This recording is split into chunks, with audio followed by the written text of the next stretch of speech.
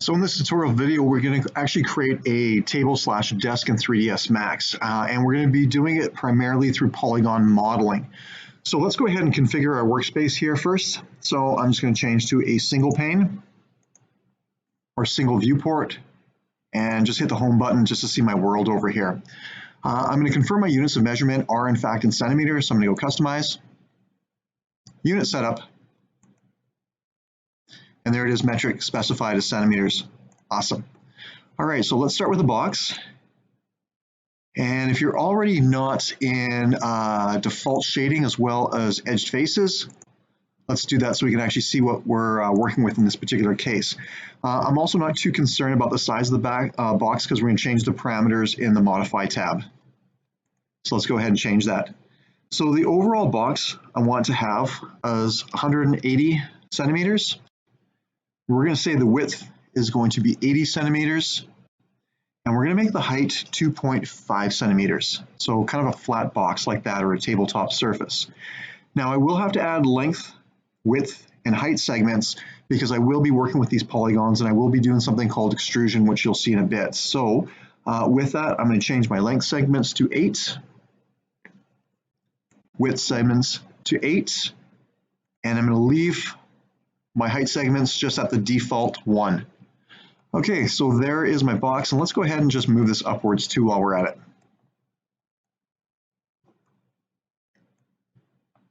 Okay, so this is still a standard primitive, and we can still control all the parameters, but we need to break down the standard primitive into what we refer to as an editable poly, so we can work individually with the polygons, edges, and vertices. So in doing that, let's go ahead and break this object down.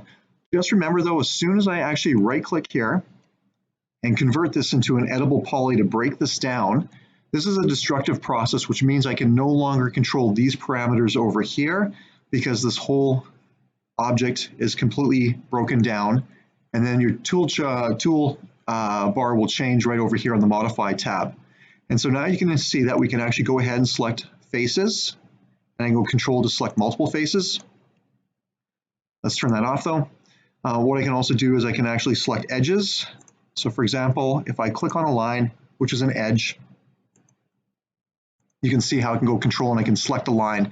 Now, of course, you can move these things, but be careful because you can kind of deform as well. So let's just go Edit, Undo. And the last but not least is I can control the vertices. So vertices are where edges intersect and creates these little dots. And again, I could move these, and this would be kind of like sculpting polygons, but again, I don't need to do that. So let's go Edit, Undo twice and turn that off. Okay, so this is all broken down. And what I want to do is I just want to rotate to the back side over here, and I'm just going to go ahead and select bottom. So working with polygons again, I'm going to go over here and select the polygon button. And I would like to go ahead and take a window selection. Now I could go Control click, Control click, Control click, and that's going to take a long time to do. A faster way of doing it is going Select Object. So now I can select all these polygons and highlight them quickly, easily, and efficiently. Here's a bit of a problem though. I have the bottom polygon selected, and if I orbit to the top, you notice that the top polygons are also selected, which we don't want to do because when we extrude, it's going to mess up the top. So let me just go ahead and just click off of here and just deselect everything and go back to the bottom.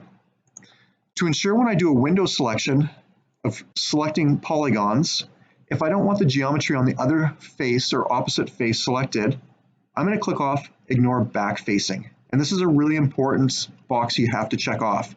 So that means now, when I go ahead and click and drag all these polygons like that, I'm going to orbit around to make sure that none of them are selected at the top. Okay, great. So let's go back into the bottom. And I might just turn this around a bit too, so I can see it and fits in my window a bit better. All right, so from there, I'm going to want to work with the graphite tool ribbon. And this is actually the graphite tool ribbon over here, and it's in the collapsed version. So what I'll just do is click on the small button right here to show the full ribbon. It takes a couple seconds for all the tools to show. And like I said in the previous video, 3ds Max is extremely impressive in terms of modeling. There are tons of tools that you can use to create some pretty spectacular things. Okay, so while these polygons are selected, and confirm one more time that none on the top are visible. I want to find the extrude button, and there's a small down arrow right over here.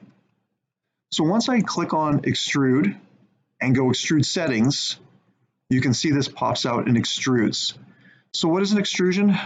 Think to your childhood where you had the Play-Doh shape maker or whatever it's called, and you put a whole bunch of Play-Doh in and squeeze the handle, and it comes out and pushes out as like star shapes or moon shapes or other different types of shapes. That's an extrusion, and this is no different. So you can see how these all pop out, and I can infinitely extrude in a 3ds Max environment, which is great. And what I can also do is go over here and specify the amount of extrusion. Right now the default is 25.4 centimeters, and that's way too much for my extrusion. So I'm going to go 10 and then hit the check mark on my caddy to back that off just a bit. So now you can see that my tabletop, or say my desktop over here, is starting to take shape quite quickly. Great. So the next step is going to involve us doing 3 drawer faces. So one over here, and one over here. Now, before I can extrude the drawer faces, I have to actually add additional geometry to my tabletop. Now, I know that when we originally created the primitive, we specified how many length and width segments, and we can no longer have that control because we did break this down into an editable poly. So in order for me to actually add more geometry, there's this nice little tool called the Swift Loop tool. And what that does is it allows me to add geometry that wraps all the way around the table surface. Okay, so what I'm going to do is I'm going to put a couple of horizontal lines to be the markings for the top edge or bottom edge of the drawer faces.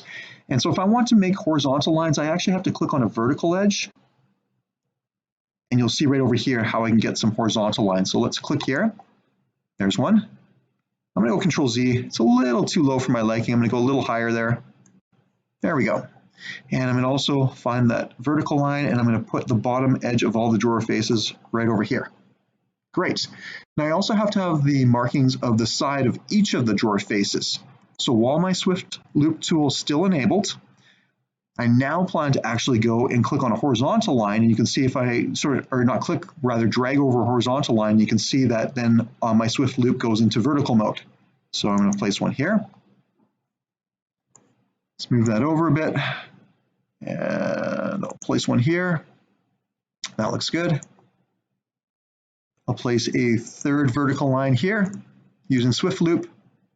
And then last but not least, here is the fourth line, just like that. All right, so in total, I added 2 horizontal lines with the Swift Loop, and you can see how it wraps around all the way around the object. And I also ended up doing 4 vertical loops to sort of denote my drawer faces. Okay, awesome. I did notice though, I do have these polygons selected, so that's not a big deal. And I'll unselect the polygons.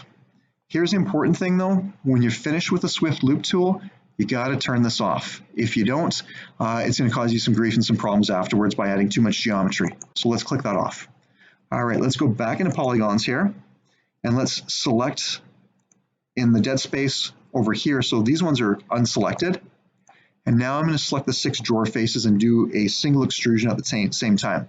So while my polygons are enabled, I'm going to click, hold down Control, keep holding down Control to do a multiple selection of faces. And just like that, this will be comprised of my 3 drawer faces. Awesome. So let's go back into our graphite ribbon tool, find the extrude button and the option setting with a small drop down arrow to the extrude settings. And we know that 10 centimeters extrusion for our drawer faces is way too much. So let's go ahead and I'm going to change this down to 2.5. Hit the check mark on my caddy, and it will accept the settings right over here, especially when I deselect. Okay, so you can see how the drawer faces are coming along and how they're extruded. You can also see that there is sort of a gap on the top and bottom or sides that we also created with that Swift Loop earlier on. Let's start to begin to add some details here to my particular tabletop. Now, instead of working in polygon mode now, what I plan to do is go to edge mode. So edges are all those white lines. And what I plan to do in edge mode there is I want to actually grab the outside edge going all the way around the top of the table. So I can click and control click and control click and so on and so forth to start grabbing all these outside edges. That's going to take a long time. Here's a faster way of doing it. If I double click on this edge, there it is, double click, it selects everything in the line. Now, if I want to get everything over here on the top edge, same thing. I'm going to hold down Control, double click, and now I've got two full leading edges selected. Let's go to the other side. Hold down Control, double click, perfect. And last but not least, orbiting around, hold down Control, double click, and there I have the whole entire outside edge of this table selected. Do a quick orbit as well too, just to make sure you don't have any other edges selected, because if you do and you make a geometry modification, it's going to affect those other edges selected.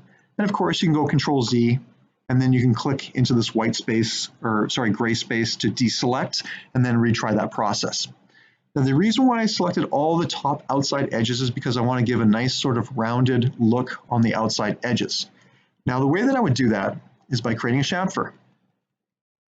Now just like Extrude, I do have actually a setting button by clicking on the down arrow, and I'm going to go ahead to chamfer settings.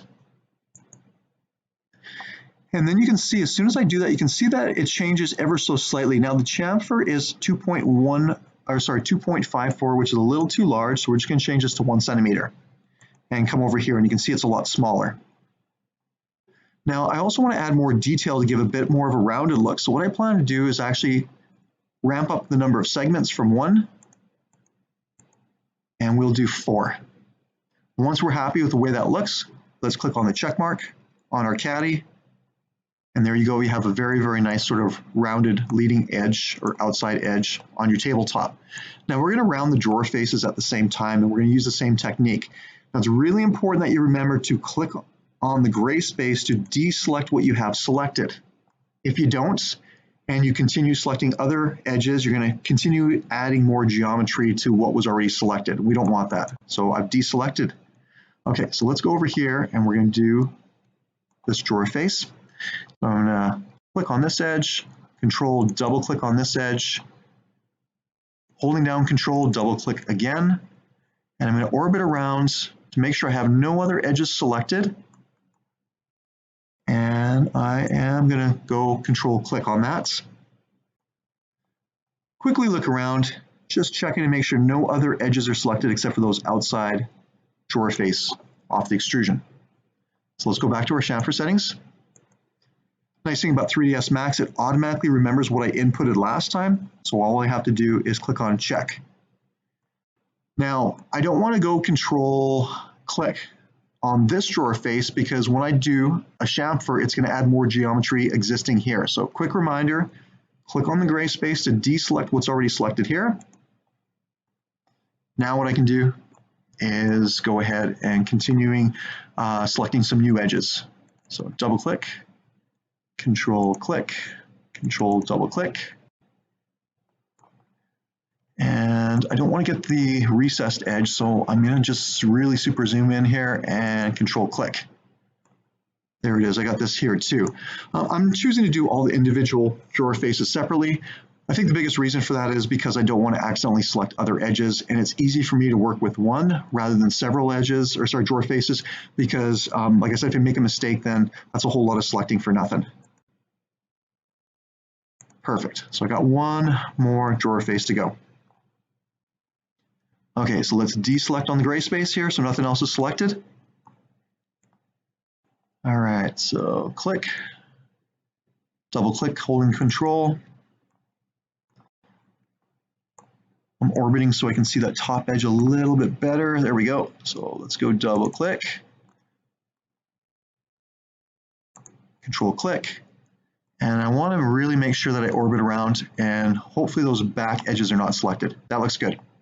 And if they are and you make a mistake, remember you always have the undo button you can work with. Okay, so this will be my last chamfer for this tabletop. Okay, great. So now you can see how that's actually coming along. That looks pretty good. And that didn't take us a lot of time to model and get to this particular point. So let's go ahead and start to add some legs to our particular tabletop. So taking my view cube, I'm just going to orbit like that and hit bottom. And let's just turn that around 90 degrees so it fits on my screen a bit better. Okay, so I don't have any table legs. And if you also notice too that if I do click on this polygon or this polygon, those are really big table legs. Probably not the best use because they're just out of scale and just looks really, really funny. Now I could add a Swift loop, but remember Swift loop adds geometry around the whole entire model and I probably don't need that. So another tool that I'm going to introduce you for this lesson is actually going to be the cut tool. The cut tool literally draws on geometry customized onto a surface. So I can kind of do some neat profiles with this leg. Now be warned though, that the cut tool can be difficult to use at first, and you always have to remember to turn it off when you're done, otherwise it's going to make a mess of your geometry. But if you do make a mistake, Control-Z is your best friend. So let's go ahead and click on the cut tool. Now the way that this cut tool works is it allows me, again, to draw some geometry. So let me go to the edge right over here of my first extrusion, and I'm going to left click to anchor this, and I'm going to left click again. I'm going to come up over here and you can see the lines are snapping all over the place. I'm going to come to the leading edge, left click. There it is. I just created new geometry. And once I'm finished, right click to finish that. Okay, so you can see all this extra geometry that I added right over here. Let's try that again. What I'm going to do is I'm going to come over here, left click. I'm going to come over here, left click, come over here, left click, right click to finish. All right, so let's do the opposite legs. Start over here. I'm going to left click. Now you'll notice I just didn't quite get that little bit, so I'm going to go Control-Z to back that off. Okay, so let me try clicking again. So right over here, left click. And what I think I accidentally did, if you notice, again, that cut tool is very, very tricky, is I ended up actually putting one right across. So let's really undo that part. Yeah, so unfortunately I have to start right from the very beginning. Because like I said, this is a bit of a tricky tool to use. So let me just redo this leg. Okay, left click, I'm done, right click. And again, left click,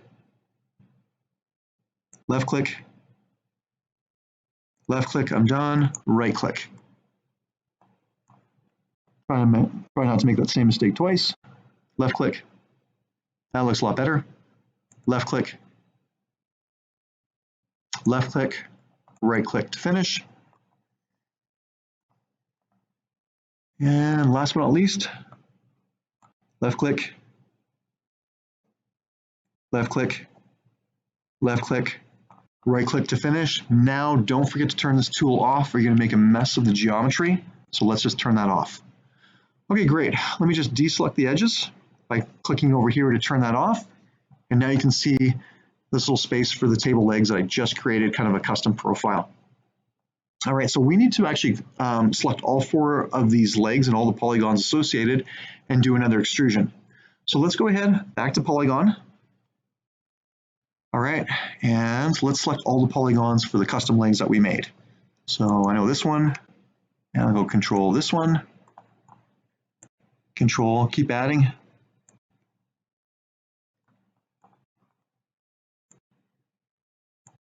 Almost done here. Okay, that looks good. Let's orbit out like this so we can sort of see what's going on. And we're going to go back to our extrude. So from the graphite ribbon, go to your extrude settings. And what we can do is we can dial this up more than 2.5 centimeters. Now the neat thing about this, if you're doing a living room scene that you're modeling, you know what, you can just dial this out a little bit. That's a coffee table, right? If you want to have kind of a kitchen table or a desk, then we can dial this out even more. So I'm going to put the height at roughly, say, 65 centimeters. And then hit the check mark on my caddy to accept those changes. Now, when you are doing any modeling in 3ds Max, you're trying to model in a one-to-one environment. So that means that for 1 centimeter that you work with in 3ds Max, you're comparing it to the real world. And that way all of your objects are proportional or in scale of each other too. Okay, so there is my desk. Now the legs do look funny even though I customize them, so I'm going to actually just change the profile of the legs at the bottom by giving a bit of a pinch.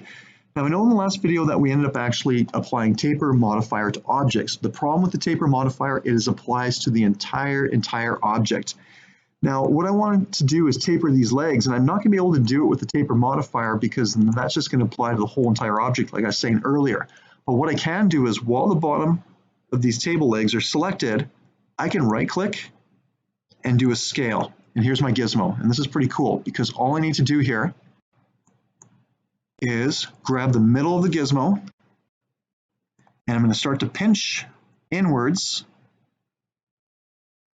to taper those legs, and only those legs are affected. Okay, let's deselect the polygons, have a look at the table, and that didn't take a long time to actually make something that looks fairly detailed and fairly cool in 3ds Max by using some very simple tools such as Extrude, chamfer, and scaling. And of course, we're working with the polygons as well as the edges. All right, so we're almost done here. Like any sort of other desk or table, you know what, we're going to need some drawer faces in here, drawer handles in here. So let's go ahead and create some of that. All right, so going to my plus tab, I'm going to grab a cylinder. I'm not really too worried about the cylinder size at this point. I just want to just drag it and just create it. And that will be good enough for now. So we're going to eventually bend this and make copies of that. So let's go ahead to the modifier panel after we create a cylinder. And then what I'm going to do is I'm going to change the radius to 1 centimeter. And as far as the height goes, I'm going to make this actually 20 centimeters. So it's actually pretty bang on the first time. Okay, so as far as the height segments goes, I will be applying a bend modifier, and I don't think 5 height segments is going to be enough. So I'm actually going to just change this to 20 segments. And as far as sides, I'll leave it as it is. Okay, so that's going to be pretty much the start of that. Okay, let me go ahead and take this though, and we're going to do a right click, rotate. Let's start rotating it this way. And just to make sure we get it at 90 degrees so it's lying flat, let's numerically input 90 degrees. Okay, great. Let's go ahead and start bending this rod. So going back into my modifier panel and looking at the list, there's my bend right at the top. Okay, so let's go ahead and start bending this a bit.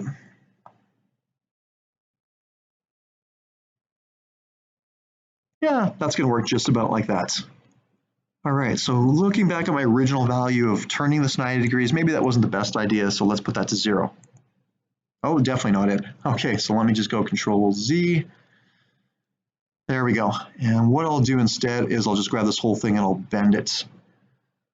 And this is where I have to really do some serious eyeballing. So let me go top view. There we go. And I'm trying to bend it so it's going to be fairly level with the drawer face. Like that. Okay, great. Now here's the tricky part. Taking this handle and putting it on this drawer face. And we're only going to do one, and I'm going to show you a trick that's going to make your life a little bit easier so you don't have to do all the drawer handles individually. Okay, so let's do a right click move. And what I plan to do is I plan to move this using the gizmo and using all the X, Y, Z markers, and that looks like it's okay. However, upon actually rotating, you'll see that I'm really far off. So I have to definitely bring this down a bit. We'll probably have to bring this to the side a bit and then push it back. So this is a bit of a process when you're moving anything and trying to set something in 3ds Max. You're constantly orbiting to make sure that everything looks pretty good. And I'm almost there. Yeah, maybe I can bring this out just a bit. Oh, I brought that back far too much outwards. Okay, there we go. And I'm gonna actually rotate this object. There we go. Okay, I think I'm happy with that. So that took a long time to do. So instead of actually trying to create another rod and rotate it, bend it, move it into the right place, super easy way of copying things. And here's how you do that. I'm going to select this object, right click, move. Now here's my gizmo right here. So what I plan to do is look to my keyboard, holding down the shift key, I plan to take this and move this over, and you can see how it duplicates it. Then I'm going to release. Now it says number of copies. Well, I need in total 3 handles, so I need 2 copies. Just like that. Now let's look actually what copy means and what instance means. By default, a copy means that it's just a copy of it. And then if I want to change one of the handles, I can change it irrespective of the other one independently. If you do go with an instance like that, if I change one handle, all the other handles are affected at the same time. So by default, it's on copy. It's not a bad idea to put it on instance, because when I click on OK, here this is. Now watch what happens when I actually look to one of these objects and play with a bend modifier. You'll see how all the other ones are affected at the same time. All right, so that can be handy, or that can not be so handy. So decide whether you need to do a copy or an instant in advance. All right, now so here's my table, and supposing my table in my environment or my scene is not in the right place, and supposedly I actually try taking this and moving this, you'll notice of course that it separates from here. So just like in Photoshop, Illustrator, Adobe Animate, you can actually group objects together. So let's go ahead and do that. So what I plan to do is take my window selection here, click all of the objects, and in order to group them, we're going to go over here and click on Group. Let's call this Table with Handles. You'll notice in your project browser that here's your group with all the different objects selected. So now what happens when I go ahead and do a move, everything moves together. If you do need to actually ungroup it later on, just go back into Group while the object is selected, and then you can just go ungroup. Oops, let me highlight it from here. There we go, and you can ungroup it, but I'll just leave it in a group position. So there you have it. We did some basic polygon modeling using Extrude, chamfer, scale. We worked with polygons and edges. We also reviewed, to create some handles with the bend modifier, and then you learned how to copy instances and then group everything together. So that's the end of the lesson. So just the last word, polygon modeling is the most common form of modeling in any 3D program. This is the modeling that's going to get you to create the most amount of objects efficiently. It's not always the best technique, but it's definitely an efficient technique. You can create lots of different objects like bookshelves, couches, beds, and stuff like that using this polygon modeling technique. So play with these different tools and see what you come up with. Thanks for watching.